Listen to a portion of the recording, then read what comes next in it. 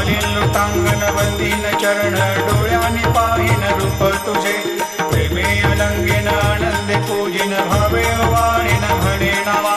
त्वमेव माता पिता त्वमेव त्वमेव बंधु सखा त्वमेव त्वमेव विद्या द्रविणं त्वमेव त्वमेव सर्वं मम देव देव कायेन वाचा मनसेन्द्रियैर्वा बुद्ध्यात्मना वा प्रकृति स्वभावात् करोमि यद्यत् सकलं परस्मै नारायणायति समर्पयामि अच्युतं केशवं रामनारायणं कृष्णदामोदरं वासुदेवं हरिं श्रीधरं माधवं गोपिकावल्लभं जानकीनायकं रामचन्द्रं भजे हरे